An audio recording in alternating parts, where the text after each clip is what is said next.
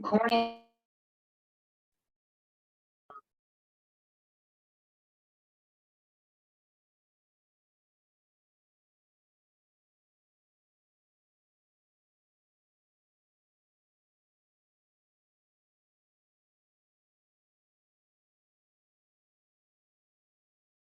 Everyone, good morning. Is my voice audible? आवाज आ रही है आप सभी को? Yes Yash. Good morning sir. Very good morning. Sir वो परसों का सर जो रिकॉर्डिंग था सर, देख के सर असाइनमेंट तो पूरा हो गया। स्क्रीन शेयर करूं? हाँ करो। वेरी और गुड। सर और सर कल का सर वीडियो अपलोड नहीं हुआ है सर वेबसाइट पे सर, वो दिखा रहा हूँ स्क्रीन शेयर करके आपको। सर स्क्रीन शेयर हो रहा है? हाँ, कल कल वाला रिकॉर्डिंग नहीं आया? अभी सर दिखा रहा हूँ आपको सर, क्या प्रॉब्लम दिख रहा है सर? ये रहा साइन अप का। Okay, very good.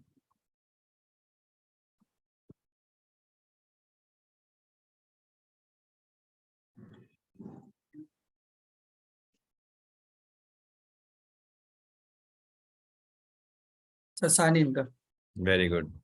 तो इसमें जो आपने लॉगिन के पीछे ग्रीन कलर लिया है ना, हाँ सर। थोड़ा विजिबल कम हो रहा है, तो ब्लू कलर है तो कोशिश ऐसा करो, या तो व्हाइट लो यहाँ पे या ब्लैक लो, ठीक है? ठीक बाकी सर। Good good.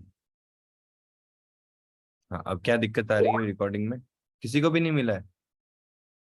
नहीं, यस सर, सबके साथ सेम आ रहा है। सर मैं वेबसाइट खोल रहा हूँ सर, वेबसाइट पे सर देखिए। हाँ, ठीक, बताओ।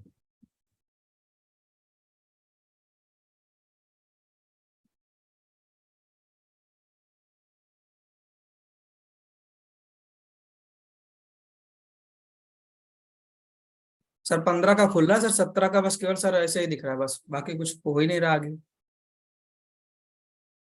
ओके, मैं अभी टेक्निकल टीम से बात करके रिजॉल्व करवाता हूँ, है ना? हाँ सर। हो जाएगा, ठीक है। तो इसके आगे कुछ नहीं हो रहा है। माइट भी कुछ यूट्यूब में लोड अपलोड नहीं हुआ, कुछ भी हुआ होगा, मुझे नहीं पता। मैं एक बार बात कर लूंगा टेक्निकल टीम के साथ में, जो अपलोड करती है जूम से डाउनलोड करके देन यूट्यूब के थ्रू पोर्टल पे अपलोड करती है। तो वहाँ कोई प्रॉब्लम होगी या इश्यू होगा, and might be they are also unknown कि भाई ये प्रॉब्लम आ रही है, ठीक है? तो मैं एक बार बात कर लूंगा उनसे अभी क्लास एंड होते ही, तो अपडेट हो जाएगा, ठीक है। ठीक सर। ओके। तो कल मैंने एक टास्क दिया था, किया आप लोगों ने? हाँ सर, थोड़ा हुआ है, थोड़ा पेंडिंग है, अभी करना है। ओके, यश शिखर। सर आपने लॉगिन और साइन अप कर दिया था सर, वो तो हो गया सर, मैं कल वाली रिकॉर्डिंग। ओके ओके, ठीक है। तो कल वाली रिकॉर्डिंग आपको मिल जाएगी और उसको कंप्लीट कर लेना। टास्क आप सभी को पता है आपको क्या करना था। मैंने प्रीवियस क्लास में एक वापस से बता देता हूँ मैं। फर्स्ट स्टेप हमने बनाया था, एंड इसमें हमने क्या किया था। नहीं, ये नहीं है, अपना 113 है।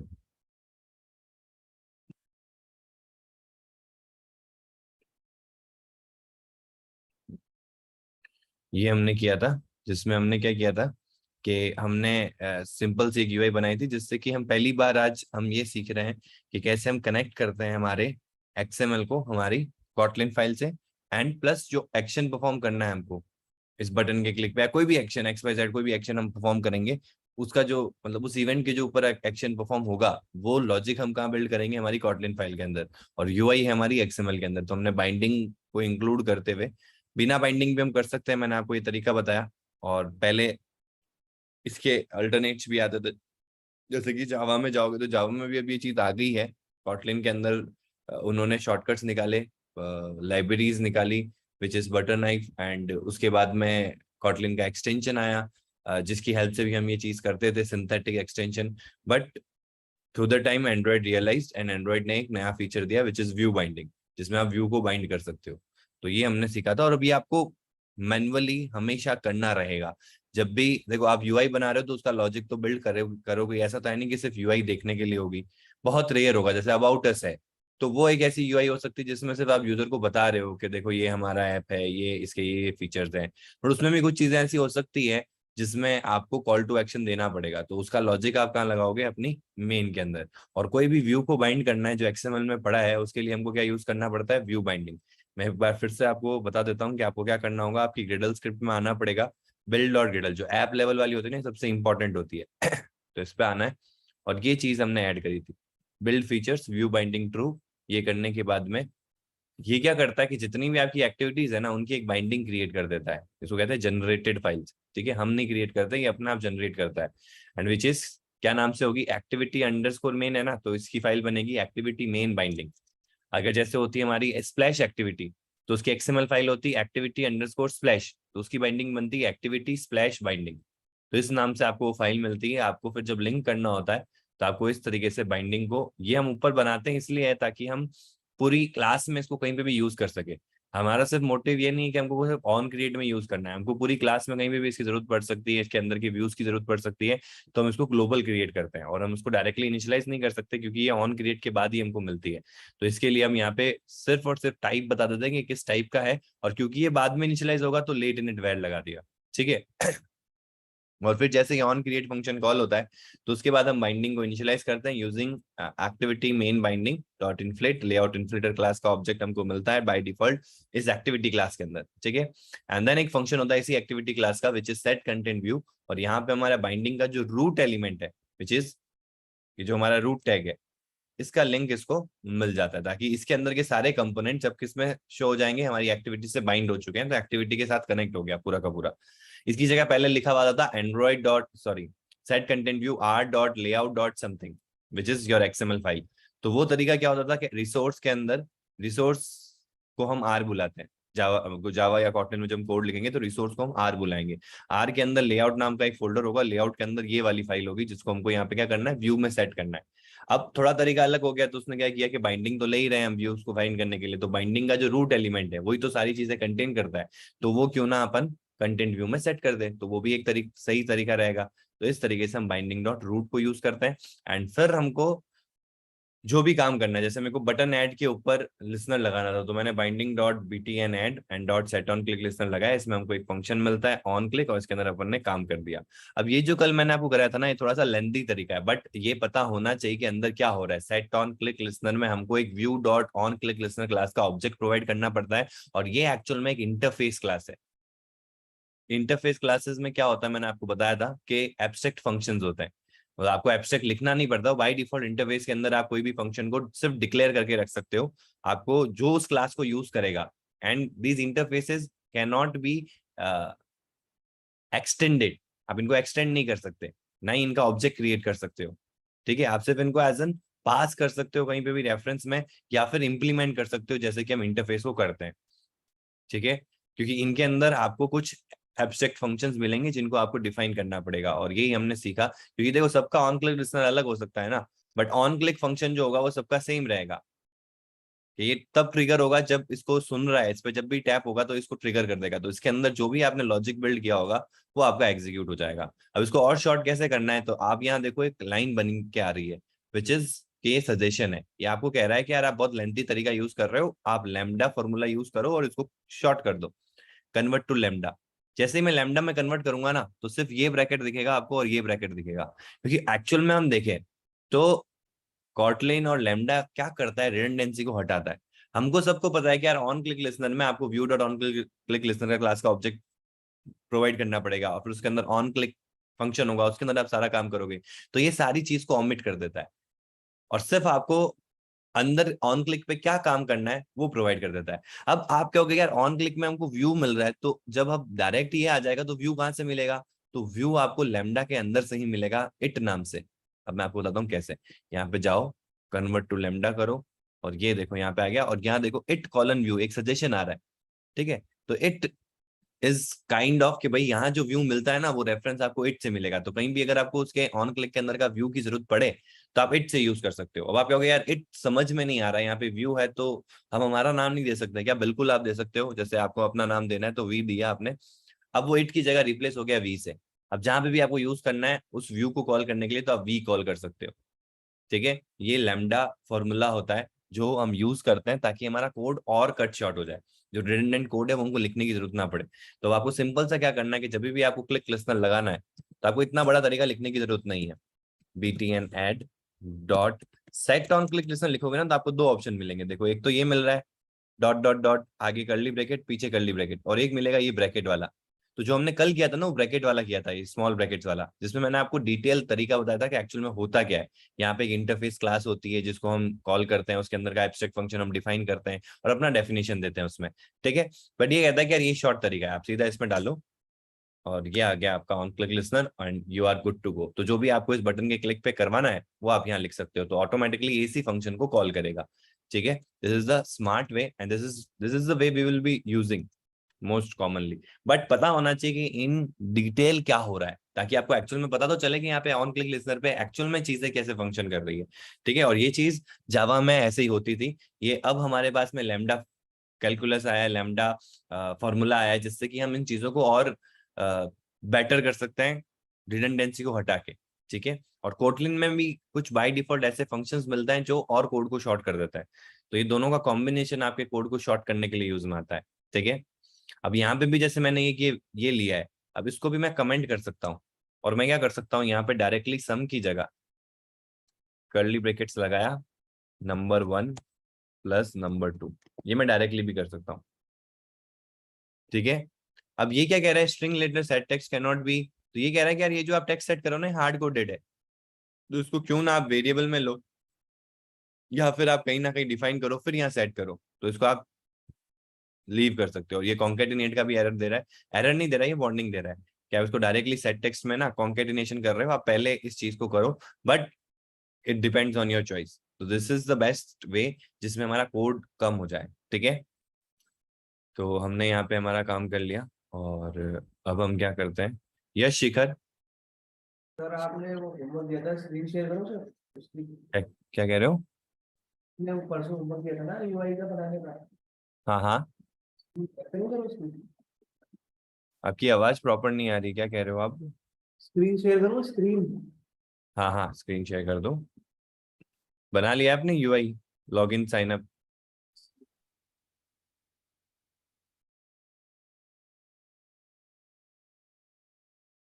तो ये लॉगिन का विजिबल नहीं हो रहा है अभी मेरे को, अभी सिर्फ आपका वॉलपेपर दिख रहा है मेरे को।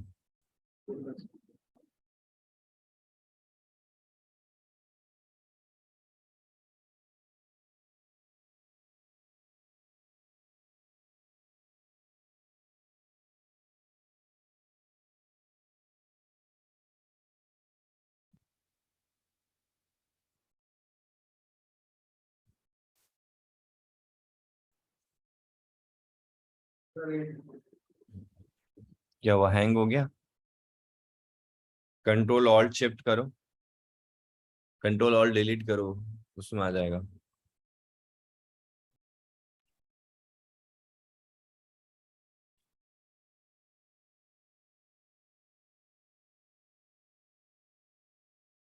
Okay good, very good, nice,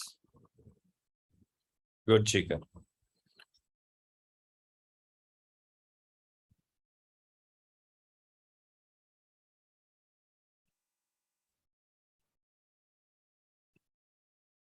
yes Vaibhav. Sir कल वाले उसकी स्क्रीन शेयर करूं? हाँ करो, जिन जिन ने बना लिया यू कैन शेयर, जैसे वैभव यश आपने भी हैंड रेस किया है, इसी के लिए कह रहे हो? Yes sir. ओके, तो वैभव आप शेयर करो, फिर यश आप शेयर कर देना। हाँ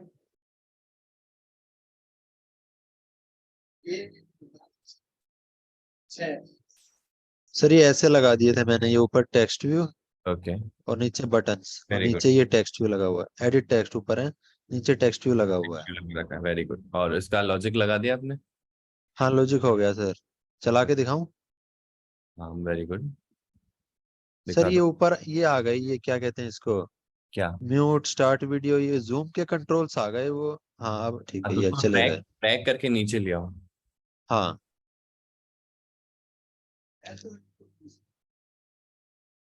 सर आपने इसमें दो चीज दी थी ना, एक तो नॉर्मल कैलकुलेटर बनाना था और एक हाँ, कोई दूसरा कैलकुलेटर और बनाना एक था। चॉइस वाला तो बना।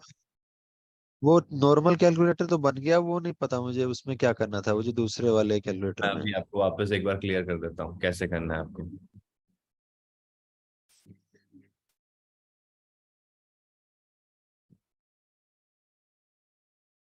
ये तो बन गया था।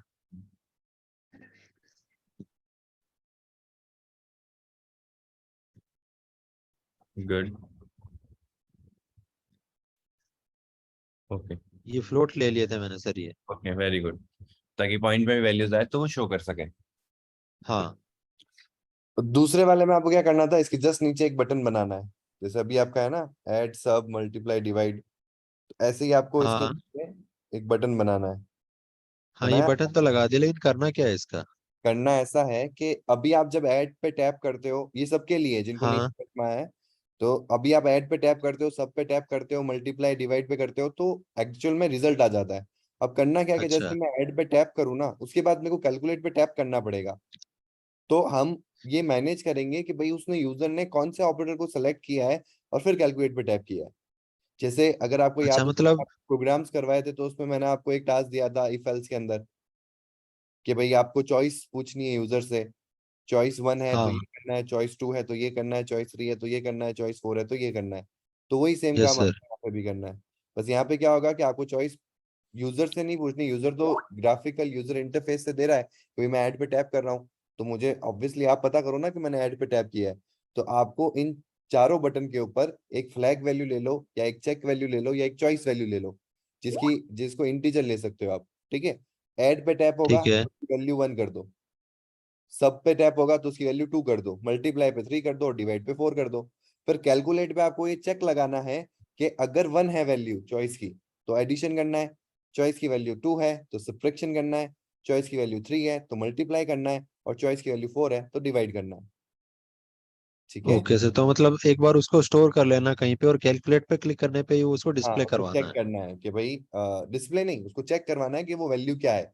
अगर वैल्यू ये है तो एडिशन करो, वैल्यू ये है तो सब्ट्रैक्शन हाँ करो, वैल्यू ये है तो मल्टीप्लाई करो, वैल्यू ये है तो डिवाइड करो, और इसमें से कोई भी वैल्यू नहीं है, यानी कि वैल्यू बाय डिफॉल्ट आपने कुछ तो वैल्यू दी होगी 0, यानी कि यूजर ने सिर्फ यहाँ पे नंबर दिए और कैलकुलेट पे टैप कर दिया, और उसने कहा कि भाई कैलकुलेट करो, तो आपको उसको उस समय बताना है उसको कि नहीं, आपने सेलेक्ट किया ही नहीं ऑपरेटर।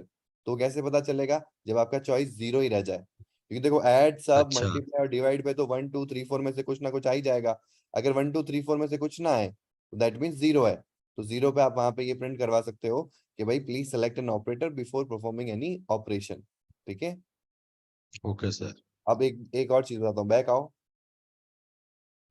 आपका जो वो कैलकुलेशन चल रहा था, कैलकुलेटर 1 में जाओ। अब ऐड पे टैप कर दो बिना कुछ लिखे। बंद हो गई ना सर वो? हाँ, तो इस लॉजिक को सोचना पड़ेगा, क्या हुआ यहाँ पे, कोई बताएगा मुझे? सर इसके अंदर वो इफ एल्स लगाना पड़ेगा। If that particular edit text is empty, do nothing और show a toast message, very good, otherwise the values will be used for calculation. Very good, very good. तो आपको ये चेक लगाना पड़ेगा। और पता है एरर क्यों आ रही है? एरर इसलिए आ रही है क्योंकि आप एक जगह ना नल कोड में पॉइंटर। जाओ, अपने कोड में जाओ, इसके लॉजिक अच्छा, पार्ट में कोड जाओ। में। हाँ, यहाँ देखो हम कहीं ना टू फ्लोट कर रहे हैं अपन, टेक्स्ट से हाँ, डॉट ये टू टू फ्लोट डॉट कर रहे टू हैं सर, ये फ्लोट। रहा। ठीक है? अब यहाँ समझो कि वहां ब्लैंक आ गया है। तो ब्लैंक आ गया मतलब यस कि सर। आपकी ब्लैंक स्ट्रिंग है। ब्लैंक स्ट्रिंग को आप कभी भी फ्लोट में ला ही नहीं सकते, ना इंटीजर में ला सकते हो ना फ्लोट में ला सकते हो, क्योंकि वो 0 से 9 के बीच की वैल्यू ही नहीं है। तो वहां पे हाँ आएगा नंबर फॉर्मेट एक्सेप्शन। तो ये होते हैं रन टाइम एक्सेप्शन, जिनको आपको हैंडल करना होता है। इधर जब आपको प्रॉब्लम पता है, एक्सेप्शन पता है कि यहाँ पे क्या आएगी, तो आप इफ एल्स से उनको हैंडल कर सकते हो। और जब आपको प्रॉब्लम नहीं पता है क्या आएगी, तो आप ट्राई कैच से करते हो। आगे हम ट्राई कैच भी देखेंगे। तो अभी के लिए क्या ओके करते हैं, सर। अभी के लिए जहां पे भी आप टैप कर रहे हो ना, उस पे आप क्या कर हाँ सकते हो कि जैसे कि आपका जहाँ पे आप ये EDT number 1 dot text dot to string dot to float कर रहे हो, इसको करने से पहले आप कंडीशन चेक कर लो कि आपकी दोनों वैल्यूज क्या आ रही है। अगर वो ब्लैंक है, दोनों में से एक भी ब्लैंक है, दोनों ब्लैंक है, तो आप यूजर को बताओगे please fill all the required blanks. हाँ, टोस्ट शो करा देंगे। हाँ, एक बार आओ इधर, एप्लीकेशन में। ऑन क्लिक लिसनर के अंदर, जब बटन ऐड पे टैप हो रहा है ना, बताइए सर। हाँ, बटन ऐड पे टैप हो रहा है, इसके अंदर आओ। ऑन क्लिक के अंदर मतलब एंटर मारो इससे पहले, यहाँ पे। एंटर मारो। हाँ, यहाँ पे इफ लगाओ, if EDT number 1 dot text dot to string, ET number 1 है आपका, है ना? हाँ,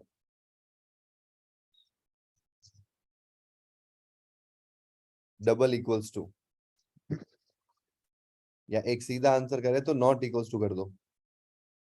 सीधा आंसर करो, not equals to blank. Blank मतलब कि इन्वर्टेड कोट्स, हाँ बस इतना ही। Inverted commas. हाँ आगे आओ, एंड इसके साथ दोनों के लिए और करना ये है। एंड टू में भी ले लेता हूँ ना, एंड टू वाला हाँ भी ले टू लेता के हूँ ना लिए भी साथ में लिखना, ही। हाँ स्पेस एंड कर दो। तो हमने क्या कर लिया, दोनों के लिए चेक कर लिया एक बार में कि दोनों खाली नहीं होने चाहिए, तो ये काम होगा। नहीं तो दोनों में से एक भी खाली होगा या दोनों खाली होंगे तो कोई काम नहीं होगा। तो नॉट इक्वल्स टू ब्लैंक। अब इसके अंदर ये पूरा लॉजिक आ जाएगा आपका। तो कर्ली ब्रैकेट लगाओ और डिस्प्ले रिजल्ट के बाद में कर्ली ब्रैकेट को क्लोज कर दो। हाँ अब इसके बाद में एल्स लगाओ। कर्ली ब्रैकेट, हाँ। अब यहाँ पे सिंपल सा, आप जो आपका डिस्प्ले रिजल्ट है ना, उसमें एक स्ट्रिंग भेज दो, डिस्प्ले रिजल्ट डायरेक्ट है आपके पास में, TV result dot text equals to please fill all the required blanks. बस अब ये काम आपको सब में करना रहेगा, सब में, यानी कि बटन ऐड पे भी, बटन सब्ट्रैक्ट पे भी, बटन मल्टीप्लाई पे भी, बटन डिवाइड पे भी। तो इससे बेटर यस तरीका सर। क्या है कि आप एक फंक्शन बना के चेक करवा लो कि दोनों ब्लैंक है कि मतलब दोनों खाली नहीं होने चाहिए। ये आप एक फंक्शन बना के चेक करवा सकते हो, ठीक है। ओके। तो वो फंक्शन अगर ट्रू आता है दैट मीन्स दोनों खाली नहीं है, तो आप आगे का काम करवाओ। हाँ तो फॉल्स आता है मतलब कुछ ना कुछ तो खाली है दोनों में से, तो यूजर को बोल दो कि भाई यार आपने रिक्वायर्ड फील्ड्स भरनी है, फिर ही हम आगे का काम करवाएंगे, ठीक है। तो ठीक अब है सर, ठीक है। ठीक है, गुड। ठीक है sir, thank you. Yes yes you can share now. समझ में आया ना, सबको ये करना है, यस सर। ये करना रहेगा, क्योंकि देखो ये चीज सोचनी पड़ेगी आपको। हम हमेशा हमारी ऐप को वर्स्ट के लिए तैयार करेंगे, कभी भी बेस्ट के लिए तैयार नहीं करेंगे।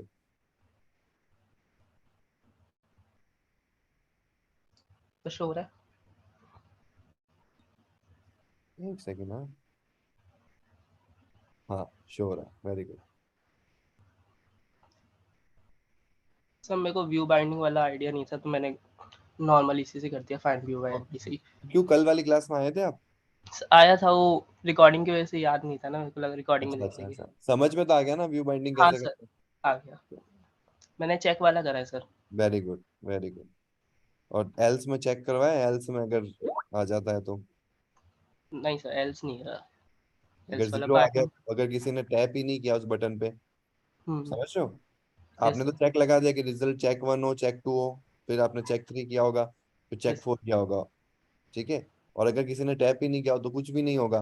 तो यूजर को हम्म। बताना तो पड़ेगा अपन को कि भाई आपने किसी पे टैप नहीं किया, प्लीज सेलेक्ट एन ऑपरेटर। तो वो आपका किस में आ जाएगा, एल्स में आ जाएगा। एल्स में आ जाएगा, उसमें टोस्ट शो कर देंगे सर। हाँ okay sir. Okay. Yes sir.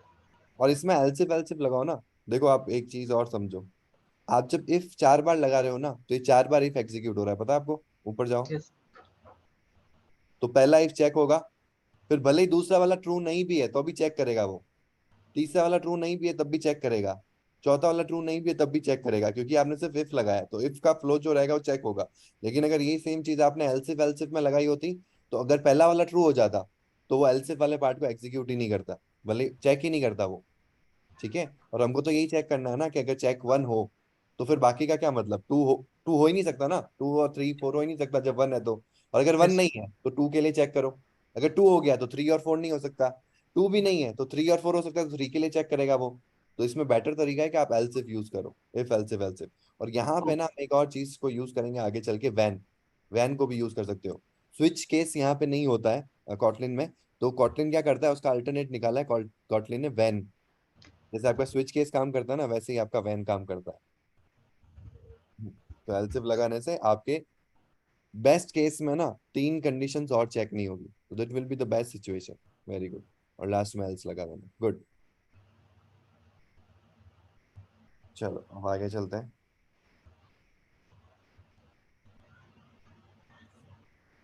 मैंने स्क्रीन शेयर कर दी आपके सामने। स्क्रीन शेयर है ना मेरी, विजिबल है आपको स्क्रीन? यस। ओके। अब हम आते हैं और आज हम एक और चीज करते हैं। आज का टास्क देख लो, आपको टास्क क्या करना है, आज आपको बीएमआई ऐप बनानी है, ठीक है। ये आज आपका टास्क है, और आप बना सकते हो, लॉजिक आपको पता है बीएमआई का। शायद बीएमआई वाली चीज अपन ने बनाई थी डेमो के अंदर, याद है? यस। तो वो चीज मैंने बनाई थी, तो आपको शायद 20-25% समझ में आएगा, लेकिन लॉजिक क्लियर है ना?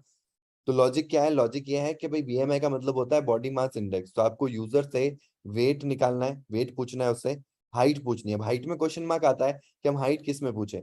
तो नॉर्मली जो हमारा बीएमआई का फॉर्मूला होता है वो केजी पर मीटर स्क्वायर होता है, ठीक है। तो हमको हाइट चाहिए होगी मीटर में। अब मोस्ट ऑफ द लोगों को अपनी हाइट मीटर में नहीं पता होती, ज्यादातर लोगों को अपनी हाइट फीट और इंचेस में पता होती है। तो हम क्या करेंगे, 3 टेक्स्ट फील्ड्स बनाएंगे, हाइट का अलग, सॉरी वेट का अलग, हाइट के अंदर फीट और इंचेस का अलग, और फिर इनसे वैल्यू गेट करेंगे, फॉर्मूले में प्लेस करेंगे। फॉर्मूला कुछ नहीं, बहुत आसान है। आपको फीट और इंचेस को पहले तो इंचेस में लाना पड़ेगा, 1 feet is equal to 12 inches, ठीक है। तो इंच की वैल्यू तो है ही है, प्लस जितनी भी फीट की वैल्यू मिल रही है उनको 12 से मल्टीप्लाई करके इंच के साथ में ऐड कर दो, तो आपके पास में टोटल इंचेस आ जाएंगे। टोटल इंचेस आने के बाद में हमको सेंटीमीटर में लाना पड़ेगा। तो 1 inch is equal to 2.54 centimetre. तो इतने सारे इंचेस है तो क्या करना पड़ेगा, 2.54 से मल्टीप्लाई कर दो, तो आपके पास में सेंटीमीटर में वैल्यू आ जाएगी। और हमें ये भी पता है 1 centimetre is equal to 1/100 metre. तो अब उन सारे वैल्यू जो आई है सेंटीमीटर में, उसको 100 से डिवाइड कर दो तो आपकी वैल्यू मीटर में आ जाएगी। अब मीटर में आ चुकी है हमारे पास में हाइट, हमारे पास में वेट है केजी के अंदर, हमको सिर्फ फॉर्मूले में प्लेस करना है। वो फॉर्मूला क्या है, weight divided by height square, ठीक है। आप इसमें वेट फॉरवर्ड स्लैश ब्रैकेट में हाइट इंटू हाइट भी कर सकते हो जो मीटर में आया है, या फिर आप क्या कर सकते हो, पाव फंक्शन भी यूज कर सकते हो, जो मैंने आपको बताया मैथ डॉट पाव, जो मैथ क्लास से मिलता है। तो पावर फंक्शन क्या करता है कि आगे जिसको जिसकी पावर करनी है, कॉमा कितने की पावर करनी है, एक्सपोनेंट वैल्यू, ठीक है। तो वो पावर फंक्शन भी आप यूज कर सकते हो। तो हाइट कॉमा 2 हो जाएगा पावर के साथ में। तो इससे क्या होगा कि आपका कोड और शॉर्ट हो जाएगा, और इससे आपको एक बीएमआई की वैल्यू मिल जाएगी। फिर आपको इफ एल्स लगाना है कि अगर 25 से ग्रेटर आती है बीएमआई तो उसको बोल दो कि आप ओवरवेट हो, 18 से कम आती है तो उसको बोल दो आप अंडरवेट हो, और एल्स में आ जाओ। एल्स का मतलब क्या है, 18 से लेके 25 के बीच में, ठीक है। आप चाहो तो लेंथी तरीका भी निकाल सकते हो, विच इज कि if BMI is greater than 18, greater than equals to 18 and less than 25। तो इसके अंदर क्या होगा, आपने 2 कंडीशन लगाई ये चेक करने के लिए कि वो 18 से ऊपर होनी चाहिए और 25 से कम होनी चाहिए, तो 18 और 25 के रेंज में आएगा। तो हमने उल्टा तरीका किया ताकि हमारा कोड और शॉर्ट हो जाए कि 25 से पहले का चेक कर लिया, 18 के बाद का चेक कर लिया, तो बचा हुआ कौन सा रह गया, 18 से 25 वाला रह गया, वो हमारे एल्स कैटेगरी में आ जाएगा। तो हमको डबल कंडीशन नहीं लगानी पड़ेगी, ठीक है। तो इससे आपका सिंपल सा बीएमआई ऐप बन जाएगा, जो हमने स्टार्टिंग वाली क्लास में किया था, उस दिन मैंने करवाया था आपको। अब ये सेम चीज आप कर सकते हो, क्योंकि अब आपको वैल्यू लेना आता है, बटन का क्लिक लगाना आता है, बाइंडिंग करना आता है, यूआई बनानी आती है, बेसिक यूआई, और उसके बेसिस पे क्या काम करना है वो आपको आता है, ठीक है। तो एक बेसिक बीएमआई ऐप आपको बना लेनी है, जो हमने प्रीवियस क्लास में कर रखा है। बट वो क्लास को मत जाके देखना, क्योंकि उसमें मैंने करवा रखा है, तो शायद आपको हेल्प मिल जाएगी। बट सीखना है ना, तो जितना खुद से इनपुट डालोगे ना उतना अच्छा है, ठीक है। लॉजिक नहीं समझ में आया तो फिर से पूछ लो, बट लॉजिक समझ में आ गया है तो फिर ट्राई करो।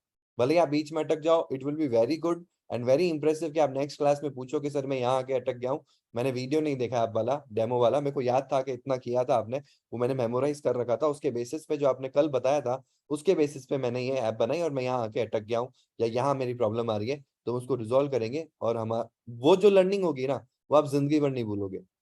फिर मैं आपको कभी भी बोल दूं ना कि ऐसी ऐप बनानी है, तो अगर आपने एक कैलकुलेटर बना लिया ना, जैसे मार्केट में बहुत सारे कैलकुलेटर्स हैं, 1 पेज एप्लीकेशन, तो वो सारी ऐप बना सकते हो। आपको सिर्फ एक लॉजिक लगाना है, बेसिक से यूआई बनानी है और एक्शन प्रोवाइड करना है। आपकी बहुत छोटी छोटी एप्लीकेशन जो मार्केट पे वर्क करती है, वो सारी आप बना सकते हो सिंगल पेज वाली, जो कैलकुलेटर्स पे बेस्ड होती है। इसके आगे मैं आपको एक टिप कैलकुलेटर की ऐप दूंगा, जिसमें आपका जितना बिल हुआ उसके बेसिस पे हम एक टिप निकालेंगे, और उस टिप को ऐड करके उसका फाइनल बिल निकालेंगे कि उसको रेस्टोरेंट में कितना पे करना चाहिए, अकॉर्डिंग टू द कि उसकी कैसी सर्विस थी, और सर्विस के बेसिस पे उसने कितनी टिप दी, उसका कितना परसेंट निकला, और वो सब ऐड करके हमने उसका एक लमसम अमाउंट निकाल दिया, ठीक है, जो उसको पे करना चाहिए।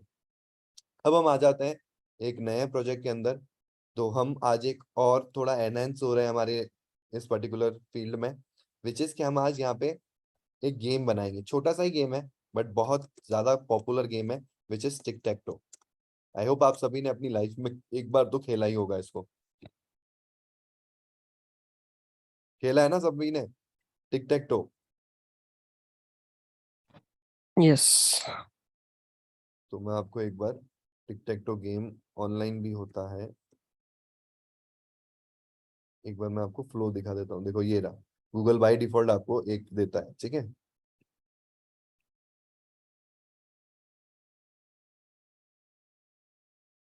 ठीक है, विनर हो गया मैं। और कैसे हुआ अब समझना इस चीज को, वापस से मैं रिफ्रेश करता हूँ इसको, रीस्टार्ट गेम। ये होता है 3x3 का एक ब्लॉक, दिख रहा है आपको 3x3 का एक ब्लॉक, जिसमें एटमोस्ट 9 मूव्स चली जा सकती है। गेम के लॉजिक्स को समझ रहे हैं, ताकि हम हमारा लॉजिक क्रिएट कर सके गेम बनाने में। ठीक है, तो इसमें एटमोस्ट 9 मूव्स कर सकते हैं अपन। प्लस कितनी कंडीशन चेक की जाती है इसमें, पहली देखो ये वाली 3, मतलब 3 कॉन्जिक्यूटिव पेयर हमको चेक करने हैं। तो कौन कौन से बन सकते हैं, हॉरिजॉन्टल 3 बन सकते हैं, ये देखो, ये 1 2 3, ये 1 2 3, ये 1 2 3। फिर वर्टिकल 3 बन सकते हैं, अगर ऐसे कोई 3 कर दे तो वो जीत सकता है। ठीक है, तो 6 कंडीशन हो गई। फिर डायगोनल भी तो कर सकता है कोई 3, ये जैसे अभी मैंने किया था और मैं जीत गया था, तो ये 2 और कंडीशन हो गई, तो 8 कंडीशन हो गई। तो इसको हम कहते हैं 8 विनिंग कंडीशन हमको चेक करनी पड़ेगी। ठीक है, तो पहला तो लॉजिक है कि 9 मूव्स हो सकती है, 8 विनिंग कंडीशन होगी, और एक कंडीशन और होगी विच इज ड्रॉ। देखो मैं ड्रॉ खेलता हूँ यहाँ पे, आई होप मेरे को ये खेलने दे, जीता है नहीं, मैं जानबूझ के हार रहा हूँ ताकि ड्रॉ गेम आ सके। ड्रॉ हो गया, तो हमको 9 कंडीशन चेक करनी है, 8 तो विनिंग की और एक ड्रॉ की। ठीक है, लूजिंग कंडीशन नहीं चेक करेंगे। कई लोगों को कंफ्यूजन होता है क्या लूजिंग चेक करते हैं क्या, नहीं, विनिंग, एक जीतेगा तो दूसरा हारेगा, तो विनिंग कंडीशन ही होगी। हमको सिर्फ ये चेक करना है कि हमको हमारे गेम को कब ओवर करना है। तो वो गेम कब ओवर होगा, जब एक जीतेगा। और वो जीतने के चांसेस कितने हैं, 8 तरीके हैं, कि भाई 3 सिमिलर पैटर्न इस तरीके से 8 बार बन सकते हैं, अगर उनमें से कोई बन रहा है तो वो विनर है, नहीं तो कोई भी नहीं बनेगा, तो वो हमारा ड्रॉ कंडीशन होगी। अब इसको भी समझना, एल्स नहीं देंगे, अगर कोई जीतेगा नहीं तो वो ड्रॉ होगा, ऐसा जरूरी नहीं है। गेम चल रहा है, अगर लास्ट तक हम पहुंच जाए और कोई नहीं जीते तो वो ड्रॉ कंडीशन है। ठीक है, अब इस चीज को हम हमारी ऐप में बिल्ड करते हैं कि हम कैसे एक टिक टैक टो गेम बनाएंगे। तो एक्सएमएल में आते हैं, और ये टिक टैक टो की जो यूआई है ना, आप बेसिकली खुद भी बना सकते हो। अभी जो अपन ने यूआई समझी है विच इज लीनियर, लीनियर के अंदर 3 और लीनियर ले लो, बना सकते हो ना ऐसी यूआई। कैसे, देखो मैं एक बार आपको आइडिया लेके बताता हूँ। अपन को एक ऐसी चीज चाहिए जहाँ पे यूजर टैप करे तो उसको पता लगे कि यहाँ पे टैप हो रहा है। तो अभी के लिए मैं क्या करता हूँ, यहाँ पे एक लीनियर लेआउट लेता हूँ। ठीक है, ये हमारा लीनियर लेआउट आ गया, और इसको हम थोड़ा सा जूम कर देते हैं। ठीक है, यहाँ पे फिर से एक लीनियर लेआउट ले लेता हूँ, और इसमें 3 बटन्स ले लेता हूँ।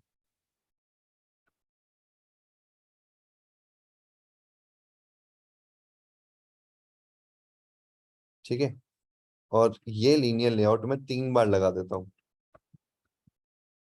इसके आगे आगे जाएगा, बिल्कुल जाएगा, क्योंकि इसका जो पेरेंट लेआउट है वो लीनियर है, और लीनियर में बाय डिफॉल्ट ओरिएंटेशन क्या होता है, हॉरिजॉन्टल, तो मैं इसके ओरिएंटेशन को कर दूंगा वर्टिकल।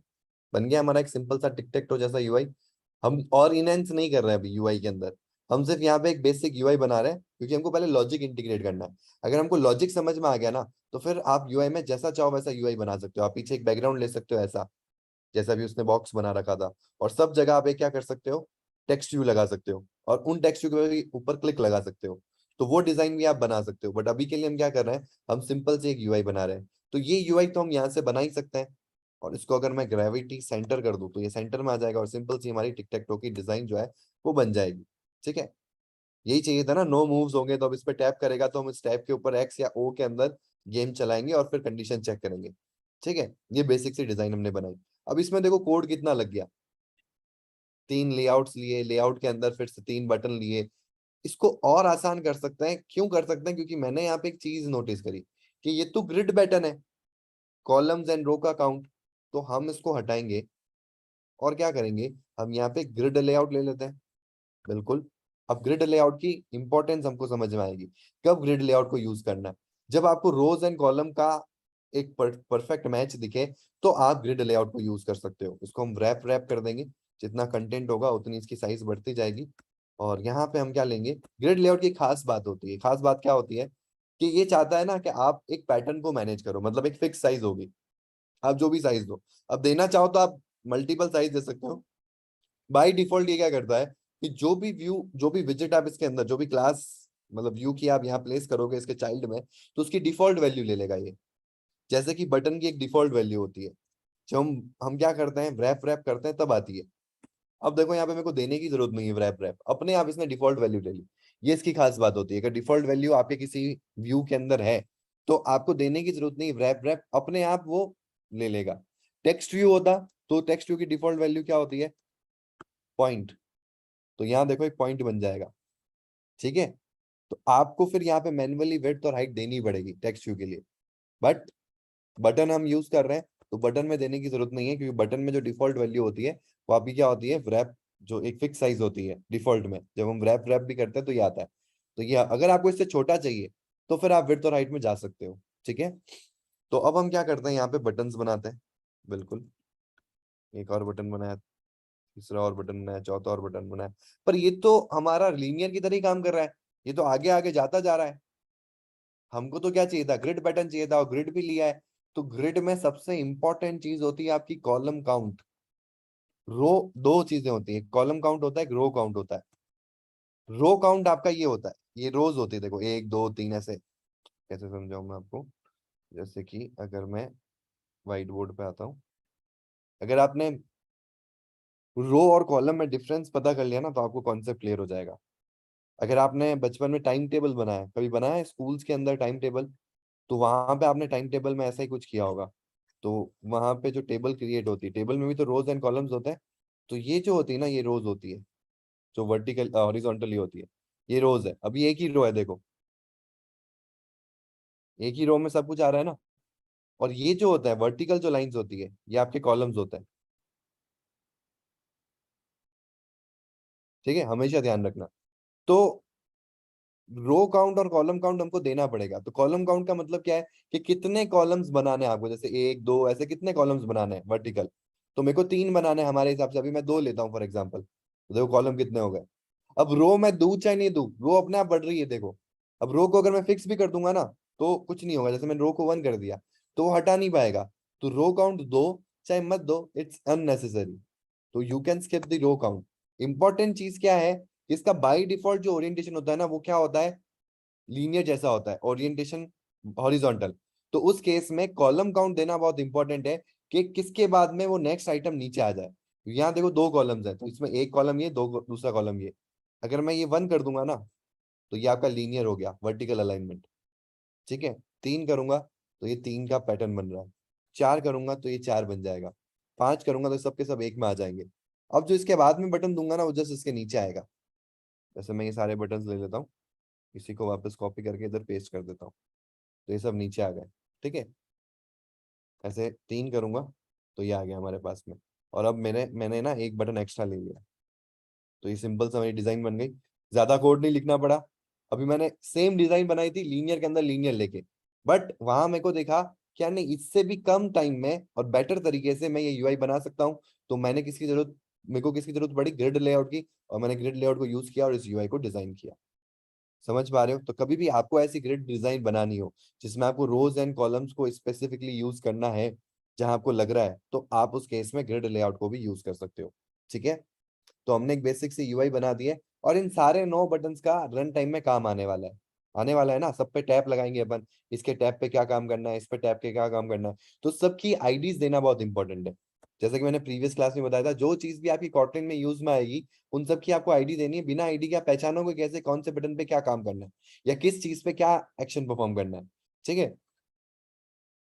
तो यहाँ पे हम एक आईडी लेते हैं, और आईडी देते वक्त मैं एक बहुत बढ़िया चीज को ध्यान रखूंगा, विच इज ये कि मैं नंबरिंग या अल्फाबेटिकल ऑर्डर में दूंगा, जिससे क्या होगा कि रन टाइम में जब मैं कंडीशंस लगाऊं ना तो मेरे लिए आसान हो जाए। जैसे मैं इसका नाम 1 दे दूं, इसका 2 दे दूं, इसका 3 दे दूं, इसको 4, इसको 5, इसको 6, इसको 7, इसको 8, इसको 9, तो क्या होगा जब मैं कंडीशन लगाऊंगा तो मेरे लिए आसान हो जाएगा कि 1 2 3 में लगानी है कंडीशन, एक 4 5 6 में लगानी है, एक 7 8 9 में लगानी है, एक 1 4 7 में लगानी है, एक 2 5 8 में लगानी है, एक 3 6 9 में लगानी है, एक लगानी है 1 5 9 में, और एक लगानी है 3 5 7 में।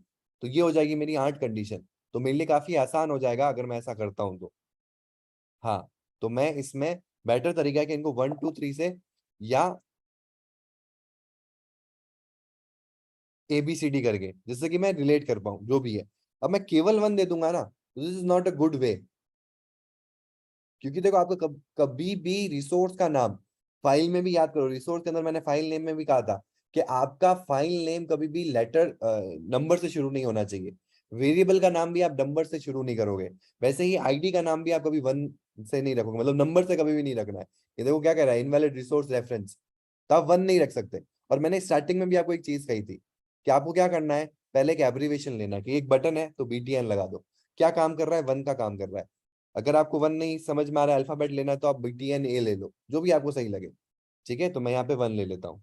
ठीक है, तो ये कॉन्सेप्ट सही होना चाहिए। हाँ, बटन 1 ही करना है आपको। मैंने आपको ऑप्शन बताया कि 1 क्यों नहीं कर सकते केवल। ठीक है, ये तरीका सबसे बेस्ट तरीका है। BTN stands for button and 1 stands for कि भाई इसका काम क्या है, ये 1 बटन है, पहला बटन है हमारा। ठीक है, ऐसे ही हम इसकी आईडी दे देते हैं BTN2, सबकी हम अलग अलग आईडी दे देते हैं। और ध्यान रखना कि मैं एक पैटर्न को लेके चल रहा हूँ, तो ऐसे नहीं कि मैं बटन 3 लास्ट वाला कर दूं, ये वाला बटन को मैं बटन 4 कर दूं, नहीं, एक ऑर्डर में चलना है कि ये वाला बटन 1 किया है तो ये 2 किया है, ये 3 किया है तो इसको हम 4 करेंगे, ताकि मेरे को बार बार UI को जाके देखना ना पड़े कि ये आईडी किस बटन की है। मुझे पता है कि मैंने इसी ऑर्डर में दिया है, तो ये वाला जो बटन होगा वो 4 होगा, ये वाला जो बटन होगा वो 5 होगा। तो मैं आराम से इन वेरिएबल्स के ऊपर कंडीशन लगा सकता हूँ।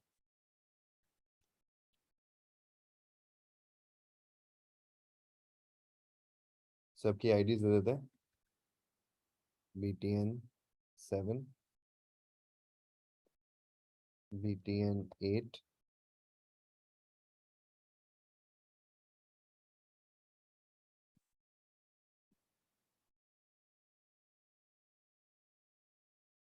ठीक है, सबकी आईडीज आ गई हमारे पास में। और अब हमारा जो UI है वो कंप्लीट हो गया है। अब हम यहाँ पे सबसे पहला काम तो क्या करता है, हमको बाइंडिंग यूज करनी पड़ेगी। तो फाइंड व्यू बाय आईडी करने से अच्छा है कि मैं यहाँ पे क्या कर सकता हूँ, बिल्ड फीचर्स को ऐड कर सकता हूँ, विच इज बिल्ड फीचर्स।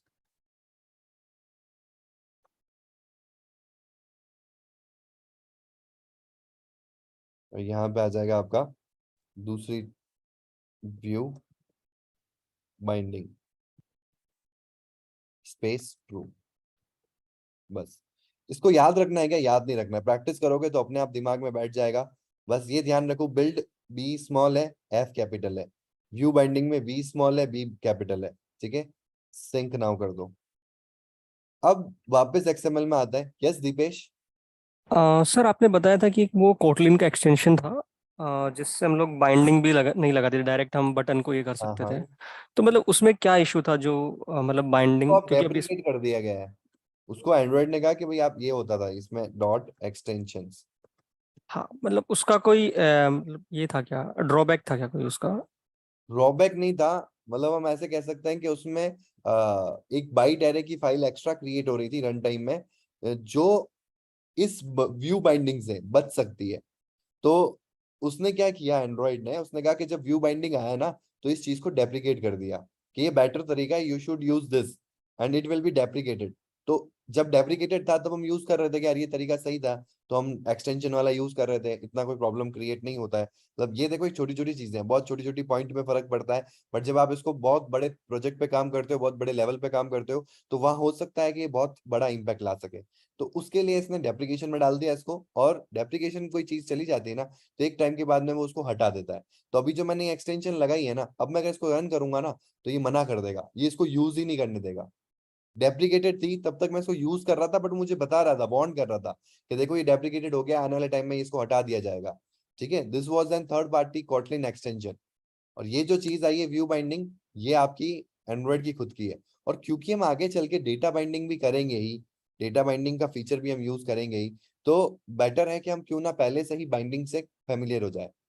ठीक है, तो ओके। ड्रॉबैक एज सच कुछ नहीं था। ड्रॉबैक यही होता है कि उसमें एक बिल्ड फाइल और एक्स्ट्रा क्रिएट होती है, विच इन टर्म एंड्रॉइड के रेस्पेक्ट में अननेसेसरी है, जो आपकी यहाँ पे आप बचा सकते हो। जो ये मैनुअल क्रिएट करता है उससे काफी हैवी होती है, मतलब इसके रेस्पेक्ट में। तो इसलिए उसने क्या कर दिया, उसको डेप्रिकेट कर दिया, एंड ही इज वांटिंग कि आप इस तरीके से यूज करो। या तो आप फाइंड व्यू बाय आईडी कर लो, या फिर अगर आपको व्यू बाइंडिंग का कॉन्सेप्ट क्लियर है तो आप व्यू बाइंडिंग को यूज करो। तो आपको सिर्फ बाइंडिंग डॉट करके अपने व्यूज को कॉल करना है, and you are good to go. आपको फाइंड व्यू बाय आईडी करने की जरूरत नहीं, वो एडिशनल जो कोड लिखना पड़ता था अलग से वेरिएबल बना के, वो एम्प्टी हो गया अब। ठीक है, ओके। ओके, तो ये हमने यहाँ पे काम कर दिया। अब हम आ जाते हैं हमारे मेन के अंदर, और ये हमारे बटन्स आ गए। अब एक चीज को समझना। वो चीज क्या है कि इन 9 के 9 बटन्स के ऊपर जो लॉजिक लगेगा वो सेम नहीं लगेगा। क्या अलग लगेगा? इस पे टैप करूंगा तो कुछ अलग लगेगा क्या इसके टैप से? नहीं लगेगा। जब कोई भी यूजर इस बटन पे टैप करेगा तो उसका मेन मोटिव क्या होगा? इसमें या तो एक्स डालना या ओ डालना, और फिर हमको कंडीशन चेक करवानी है। मतलब हमारा जो स्टेप होगा वो क्या होगा कि जब भी यूजर इनमें से किसी भी एक बटन पे टैप करे तो उस बटन पे एक्स या ओ प्रिंट करना है, सेट करना है टेक्स्ट को, ओ या एक्स, ठीक है। और दूसरा टास्क क्या होगा कि हमको कंडीशन चेक करवानी है, कोई जीत तो नहीं गया इस मूव से। जीत गया है तो विनर बना दो और गेम ओवर कर दो। यही लॉजिक लगाना पड़ेगा। तो इससे मैंने पाया कि जितने भी 9 बटन मैंने लगाए सबके ऊपर एक जैसा काम हो रहा है। तो जब भी ऐसा कभी होता है तो हम एक व्यू का बहुत प्रोडक्टिव फंक्शन था, हालांकि अब उसको भी डेप्रिकेट कर दिया गया है, which was check on click. दिख रहा है आपको? On click. हम किसी भी व्यू को बाय डिफॉल्ट यहां से ही ऑन क्लिक का एक फंक्शन प्रोवाइड कर सकते हैं। तो अब जब इस पे टैप होगा तो हमको एक फंक्शन प्रोवाइड करना है जो हमारे मेन एक्टिविटी में पड़ा होगा। अब आप समझना इस चीज को बहुत अच्छे से। जैसे कि हम पहले तो एक बार बाइंडिंग ले लेते हैं।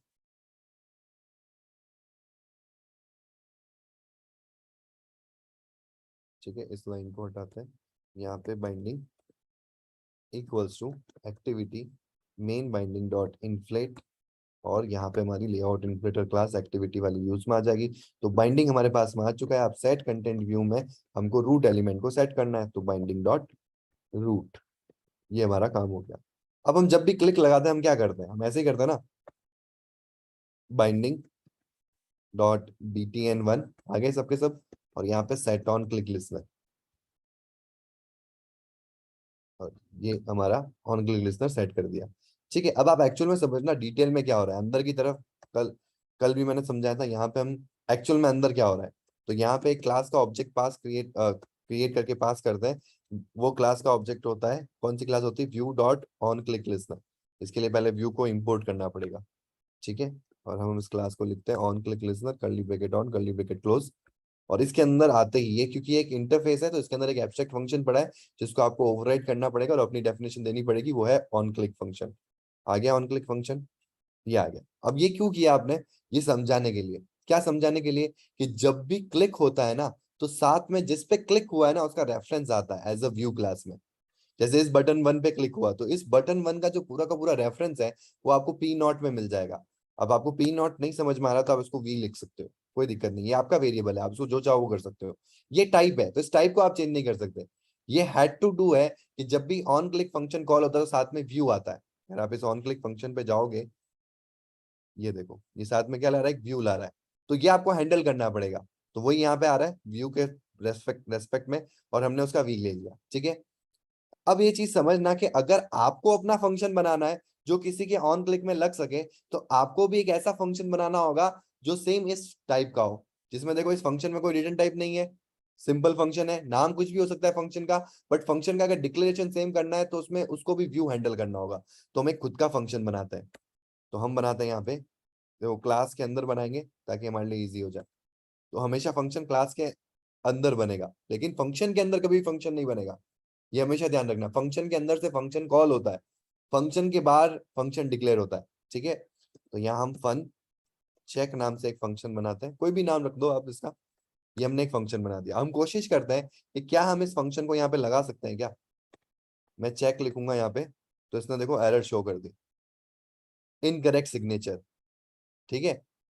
अब और अगर मैं इसको हटाऊं और कंट्रोल स्पेस करूं तो ये कह रहा है नो सजेशन। मेरे को कोई भी ऐसा फंक्शन आपकी एक्टिविटी क्लास में नहीं मिला जो यहाँ पे लग सके।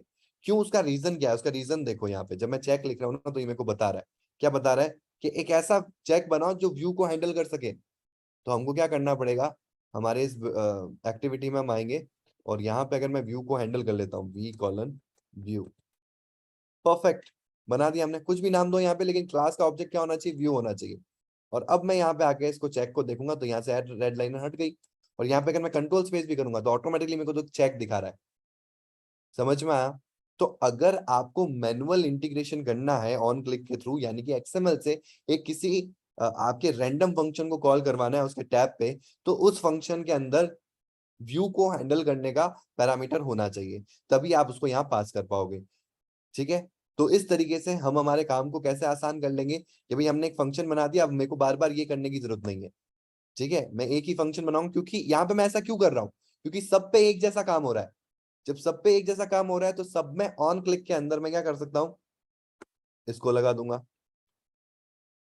ठीक है, और इस तरीके से मेरा काम आसान हो जाएगा। बट एक सेकंड, अभी थोड़ी देर पहले आपने कहा था कि डेप्रिकेटेड हो चुका है, यानी कि आने वाले टाइम में हटा दिया जाएगा। तो ये तरीका तो सही नहीं है। आज अगर हम सीख रहे हैं नई चीज और वो डेप्रिकेटेड है और उसका अल्टरनेट अगर हमारे पास में, तो we should must go with the alternate. जब तक अल्टरनेट नहीं है तब तक आप डेप्रिकेशन वाली चीज को यूज कर सकते हो, बट हमारे पास में अल्टरनेट है। तो ये मैंने आपको तरीका बताया, बट इस तरीके को हम अब यूज नहीं करते, तो इसको आप हटा दो। तो आप कहोगे कि यार ये तो फिर हमारा फिर से लेंदी कोड हो जाएगा। बिल्कुल लेंदी हो जाएगा, बट मैं उसको और आसान करवाऊंगा आपके लिए।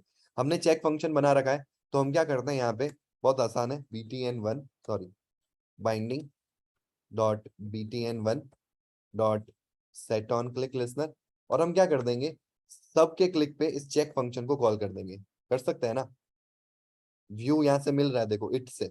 ठीक है, आप चाहो तो ऐसे कर सकते हो, वी, और इस वी को आगे पास कर दो, हो गया।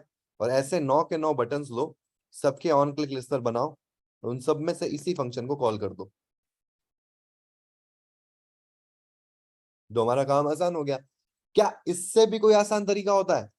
बिल्कुल, इससे भी एक आसान तरीका होता है। ये चीज समझ में आ रही ना आपको?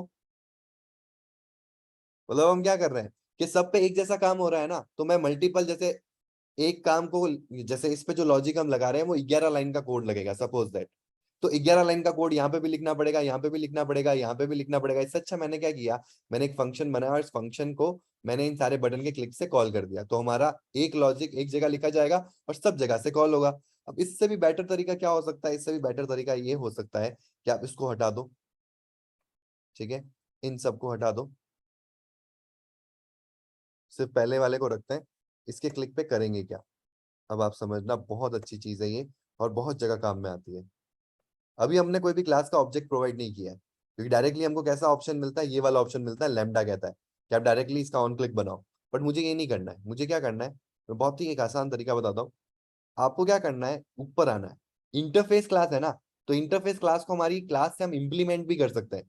याद करो इंटरफेस क्लास को, तो इंटरफेस को इंप्लीमेंट करने के लिए यहाँ कॉमा लगाएंगे, और जो हमारी क्लास हमको ऑन क्लिक के लिए बार बार यूज करनी होती है, वो अगर मल्टीपल टाइम यूज में आ रही है, तो हम क्या कर सकते हैं, हमारी क्लास से उसको इंप्लीमेंट कर सकते हैं, विच इज कॉमा करके view dot on click listener कर दिया मैंने। इस क्लास को पूरी क्लास से इंप्लीमेंट करते ही क्या हुआ, इस क्लास ने कहा कि यार अगर आपने इस क्लास को, इस इंटरफेस क्लास को इंप्लीमेंट किया है, तो इसके अंदर के एब्स्ट्रैक्ट फंक्शन को आपकी क्लास में डेफिनेशन ओवरराइड की देनी पड़ेगी, जैसा कि हमको सब जगह करना पड़ता है, यहाँ पे भी हम करते हैं, तो आती है ना वो ऑन क्लिक वाला फंक्शन। तो अब ये कह रहा है कि आपने अगर क्लास में कर दिया इसको इंप्लीमेंट, तो ये जो इसका फंक्शन है ऑन क्लिक, वो आपको इस क्लास में डिफाइन करना पड़ेगा। तो कर देते हैं, show context option, implement members, आ गया ऑन क्लिक, ओके कर दो, ये आपका ऑन क्लिक फंक्शन आ गया।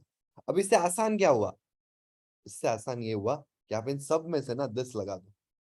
अब आपको क्या करना है, सारे बटन को उठाना है, बटन 1, बटन 2, बटन 3। अब ये दिस का मतलब क्या है, this represent the current class, तो करंट क्लास यानी कि ये, और इस क्लास ने किसको इनहेरिट कर रखा है, इस क्लास को इनहेरिट कर रखा है, और यहाँ पे इसी का रेफरेंस चाहिए था इसको, तो हमने इस तरीके से ना देखे, हमारी क्लास के अंदर उसको इंप्लीमेंट करके क्लास का रेफरेंस दे दिया, क्योंकि क्लास उस पर्टिकुलर इंटरफेस को इंप्लीमेंट करती है। इससे हमारा कोड शॉर्ट हो रहा है, तो हम इस तरीके को यूज कर रहे हैं। अगर मैं ये क्लास हटा देता हूँ, सपोज दैट हटाते हैं, तो इन दिस पे रेड लाइन आ गई, क्योंकि ये तो दिस अभी भी वही एक मेन क्लास, बट इस क्लास ने अब उस क्लास को इंप्लीमेंट नहीं कर रखा है जो यहाँ चाहिए, तो इसके लिए यहाँ पे एरर आ गई। बट हम यहाँ पे इंप्लीमेंट करके अगर जाएंगे तो कोई एरर नहीं आएगी, इससे हमारा काम बच जाएगा और हमको सिर्फ एक फंक्शन से ये इंटीग्रेशन हमारे लिए हो जाएगा।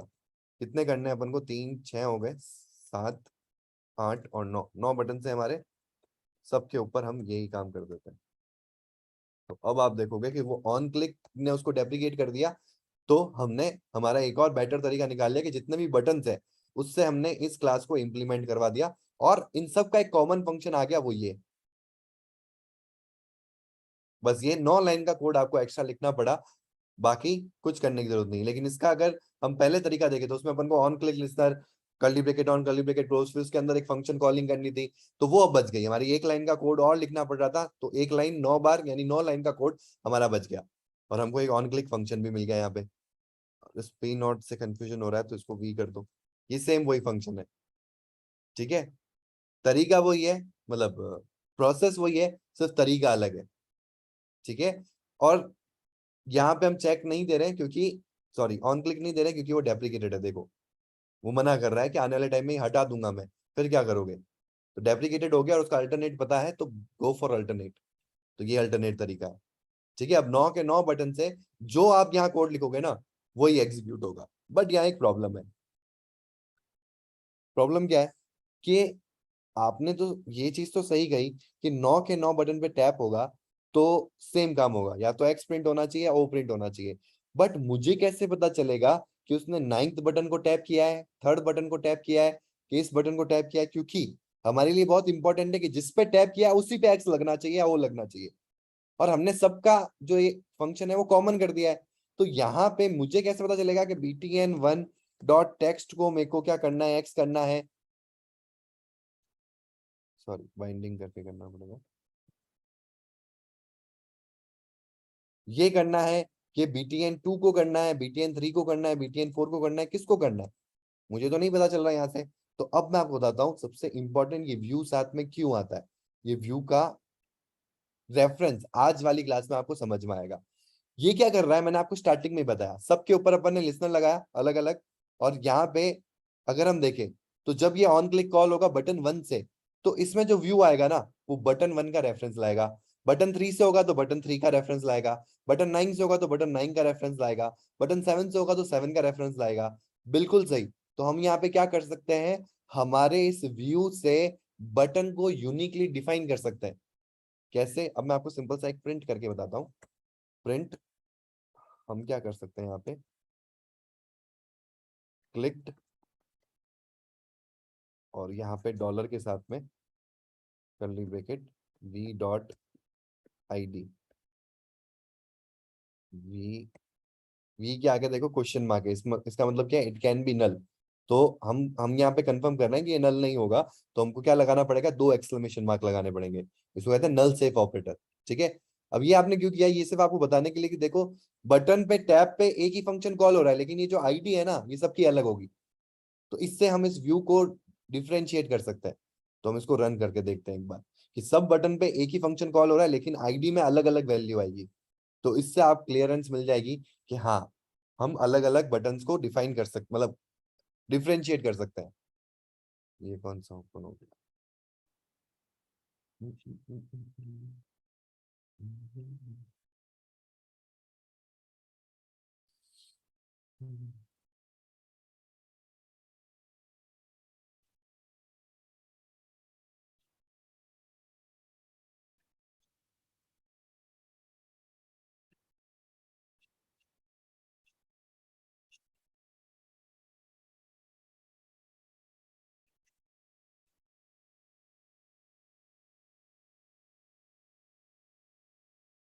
अब इसको रन करें।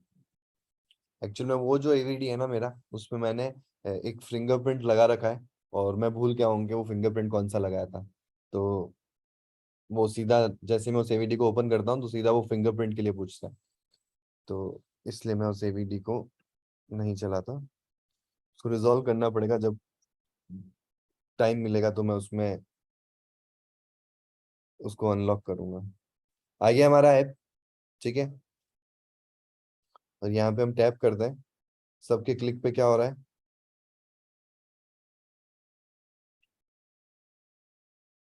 रन करते हैं।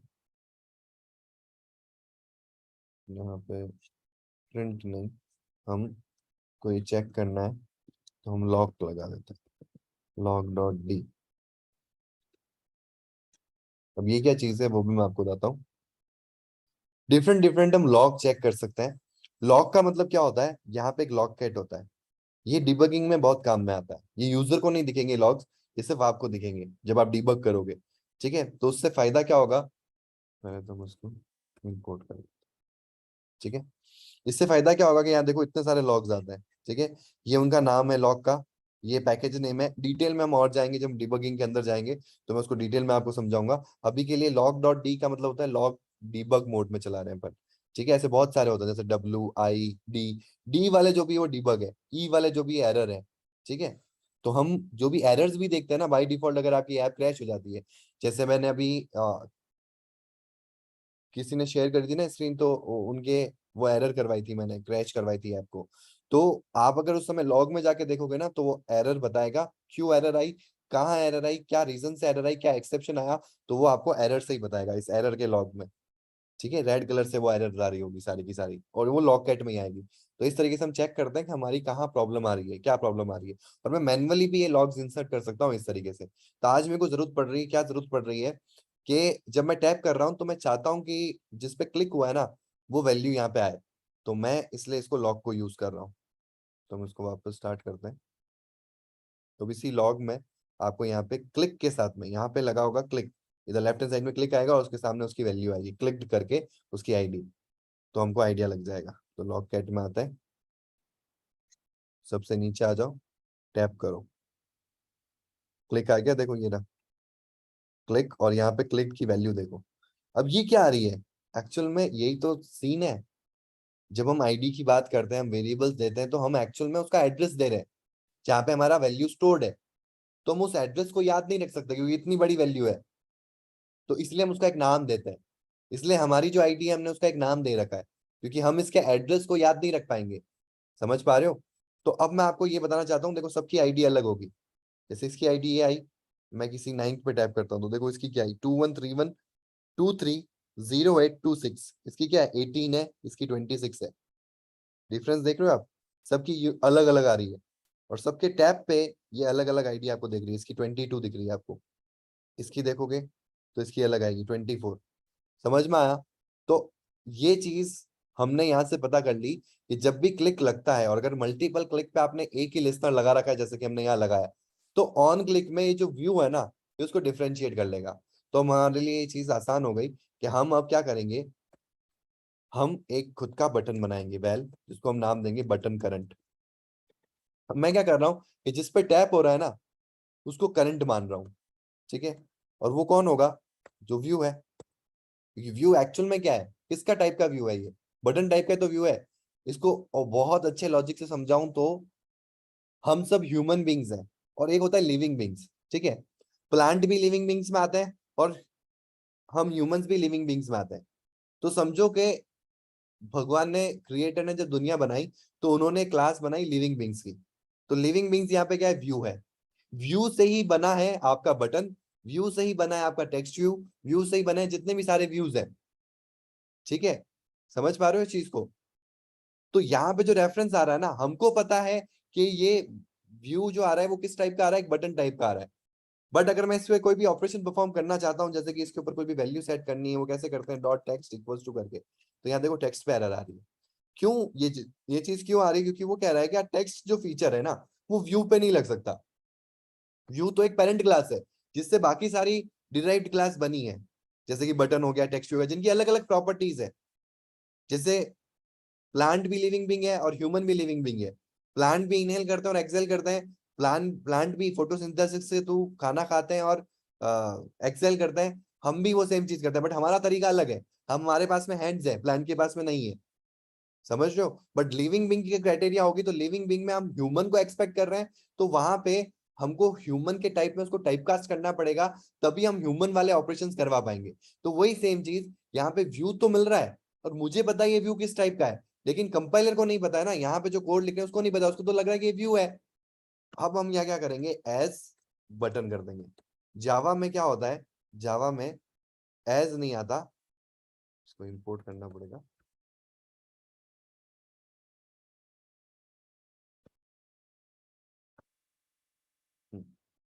जावा में क्या होता है, आपको ऐसे करना पड़ता है टाइपकास्ट, आगे यहाँ बटन क्लास देनी होती है।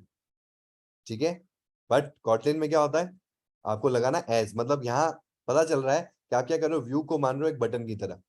अब प्रॉब्लम कब आएगी पता है आपको, जब यहाँ पे व्यू में बटन नहीं मिलेगा। और ऐसा हो ही नहीं सकता, हमने सबकी सब क्या बनाया, बटन ही बनाए। अब सपोज करो आपने बटन नहीं टेक्स्ट व्यू लिया होता, तो आप यहाँ पे बटन की जगह टेक्स्ट व्यू लेते, ताकि आप टेक्स्ट व्यू वाला एट्रीब्यूट इस पे लगा पाओ। अब क्या होगा कि मैं यहाँ पे btn current dot text equals to X कर सकता हूँ, और अब मैं इसको रन करूंगा तो ये मेरा काम बन जाएगा। मैं जिस पे भी टैप करूंगा उसी पे एक्स टैप होगा। उसी पे एक्स लिखा हुआ आएगा बटन के ऊपर, बट ये अभी भी इनकम्प्लीट है। आ रहा है? तो अब सब पे मेरा काम हो रहा है, बट ये सही नहीं है ना। सही क्यों नहीं है? क्योंकि अपन को अल्टरनेट चलाना है। अल्टरनेट कैसे? पहले टैब पे एक्स, दूसरे टैब पे ओ, तीसरे टैब पे एक्स, चौथे टैब पे ओ। तो इसके लिए हम क्या करवाएंगे? टॉगल करवाएंगे। बट ये लॉजिक समझ में आया कि नहीं आया आपको? हमने क्या किया, ऑन क्लिक पे सब पे एक जैसा काम हो रहा था तो हमने ये लिया, बट फिर हमने डिफरेंशिएट किया और हमने पता भी किया, ऐसा नहीं कि हम डायरेक्टली आ गए, हमने पता किया कि सब पे अलग अलग व्यू आईडी मिल रही है। यानी कि जो व्यू ला रहा है एक्चुअल में उन बटन की आईडीज को ला रहा है। यानी कि जिन ये यहाँ पे जो व्यू आएगा ना, वो उस पर्टिकुलर जिस पे टैप हुआ है उसका रेफरेंस लेके आएगा। तो मैंने क्या किया, उसको एक बटन मान के एक बटन करंट में ले लिया, और उस बटन करंट पे मैंने टेक्स्ट कर दिया कि अब तुम जिन पे भी टैप करोगे, जो भी टैप करेगा वो एक व्यू के रेफरेंस में मिल रहा होगा, उसी को मैंने बटन में लेके उसके ऊपर टेक्स्ट सेट कर दिया। यानी कि सबके ऊपर सेम क्लिक हो रहा है, लेकिन जब क्लिक हो रहा है तो एक व्यू रेफरेंस आ रहा है कि जिस पे क्लिक हुआ है, उसी की उसके अंदर से हमने बटन को कन्वर्ट किया और उसके ऊपर टेक्स्ट सेट कर दिया, जिससे हमारा काम आसान हो गया कि जिस पे टैप कर रहे हैं उसी के ऊपर एक्स सेट होगा। बट यहाँ पे हमको एक टॉगल भी करवाना है। टॉगल क्या करवाना है? हम यहाँ पे एक फ्लैग ले लेते हैं, बुलियन, तो var flag equals to integer value ले लो ताकि आपके लिए आसान हो जाए। ठीक है, 0 कर दिया हमने यहाँ पे। अब देखना क्या लॉजिक लगाते हैं अपन। If flag is equals to 0, तो क्या करना है मुझे? एक्स को सेट करना है, नहीं तो क्या करना है? मुझे ओ को सेट करना है। बट ये क्या कर रहे हो? एक सेकेंड तो रुको। यहाँ पे तो एक्स ओ तो कर दिया आपने, लेकिन फ्लैग की वैल्यू तो हमेशा 0 रहेगी। तो जितनी बार भी टैप करोगे अब तो एक्स ही आएगा, ओ तो आएगा ही नहीं। यही तो टॉगलिंग लगेगी। यहाँ जब हमने एक्स सेट कर दिया तो अब मैं चाहता हूँ कि नेक्स्ट बार टैप हो तो वो एल्स में जाए, तो मैं फ्लैग की वैल्यू जानबूझ के 1 कर दूंगा यहाँ पे। इससे क्या होगा कि जब मैं पहली बार टैप करूंगा तब तो ये 0 होगा, एक्स सेट हो जाएगा, लेकिन अब फ्लैग की वैल्यू 1 हो गई है। तो अब जब दूसरी बार टैप करूंगा तो फ्लैग की वैल्यू 1 है तो ये कंडीशन हो जाएगी फॉल्स, और ये आ जाएगा एल्स में, और अब वो प्रिंट हो जाएगा दूसरी जगह पे। बट इससे क्या होगा कि पहली बार तो एक्स हो गया, दूसरी बार होगा, और दूसरी बार के बाद सब जगह वही होगा, मुझे वापस एक्स पे आना है, तो मैं वापस क्या करूंगा, यहाँ जाते जाते फ्लैग की वैल्यू को 0 कर दूंगा, ताकि ये अब क्या करेगा, पहली बार इसमें आएगा, इससे हम इसमें जाएंगे, इससे हम इसमें आएंगे, इससे हम इसमें आएंगे, और ऐसे टोगल होता रहेगा एक के बाद एक। समझ रहे हो? तो अब हम इसको रन करते हैं और चेक करते हैं कि क्या ये चीज हो रही है क्या। पहली बार एक्स और दूसरी बार हो, फिर तीसरी बार एक्स चौथी बार हो, ऐसा हो रहा है क्या?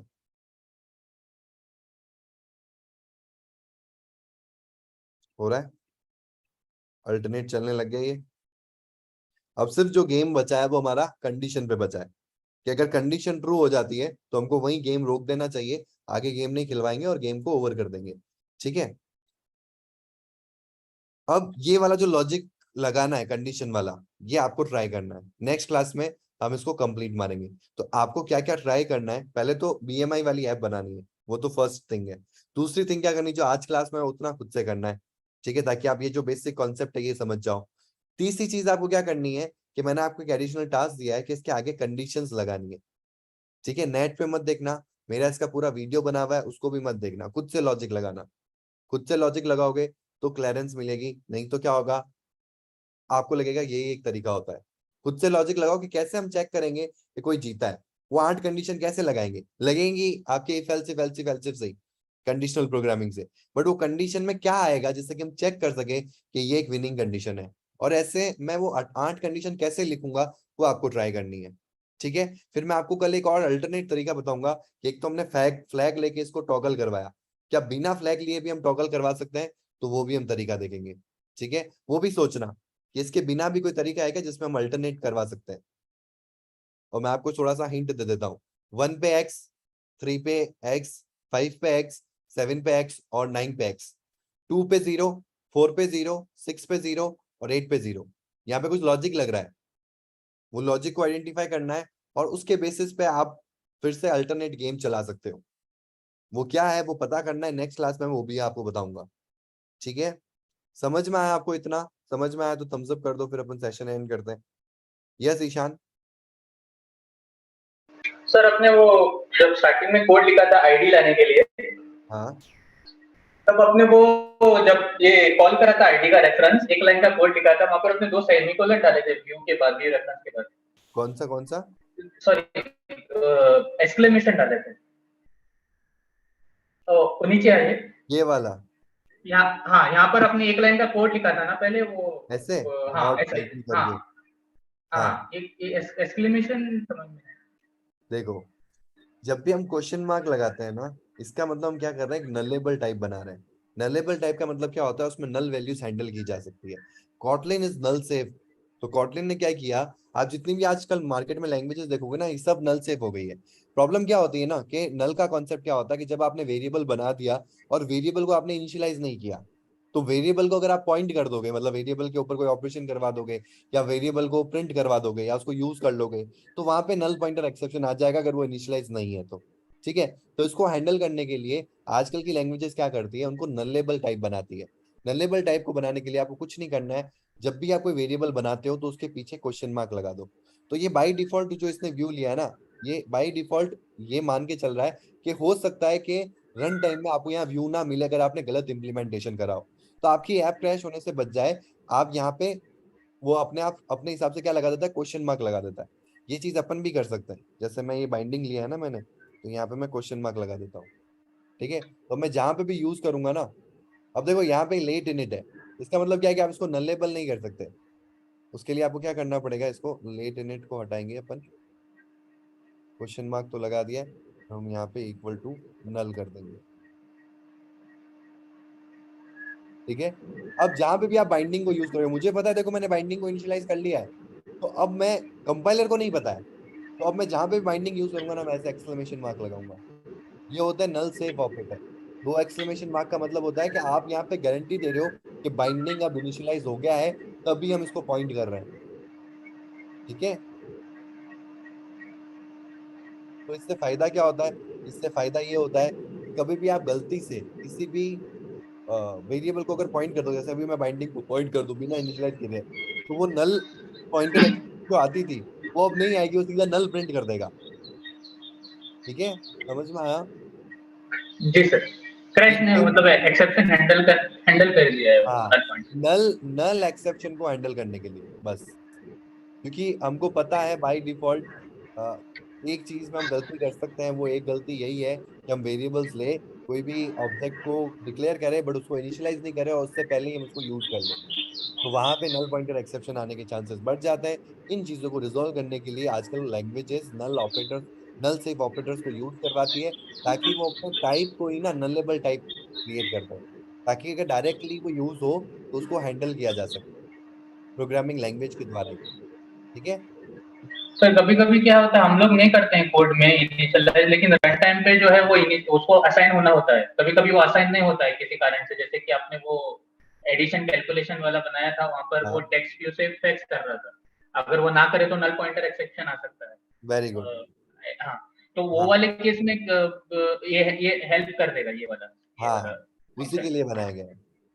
ठीक है, तो नलेबल टाइप से क्या होता है, आपके लिए चीजें आसान हो जाती है बड़े लेवल पे। तो जो बेसिक बेसिक आपके नल पॉइंटर एक्सेप्शंस आते हैं वो ये ऑटोमेटिकली खुद ही हैंडल कर लेता है। ठीक है, बट अगर आप उसको यूज कर रहे हो तो आपको गारंटी लेनी पड़ेगी कि ये नल नहीं है, तभी मैं इसको यूज कर रहा हूँ, तो आप वहां पे एक्सक्लेमेशन मार्क लगा दोगे। इससे एक ना, अगर आप देखो तो आपको ना एक चेक भी लग जाता है आपके दिमाग में कि भाई यार यहाँ पे मैं यूज कर रहा हूँ, तो वो अपने आप ही एरर दे देगा। लेकिन बिना एक्सक्लेमेशन के भी यूज कर रहे हैं ना उसको।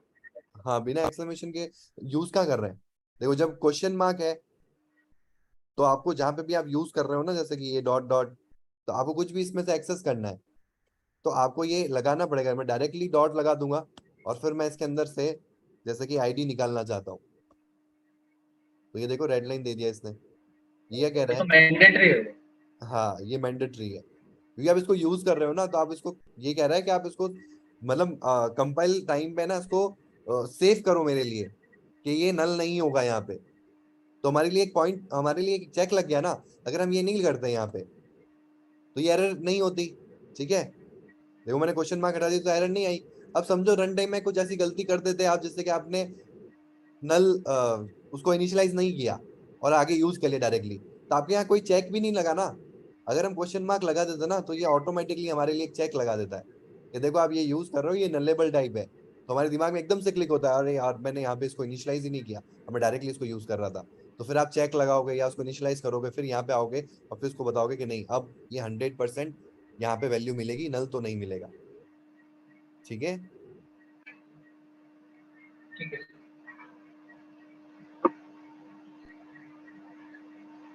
समझ में आया ये चीज आपको? क्लियर है? ओके, तो इतना कर लेना, टास्क मैंने आपको बता दिया है। सेशन को एंड करते हैं। Till then stay home, stay safe, have a fantastic day today, goodbye, see you.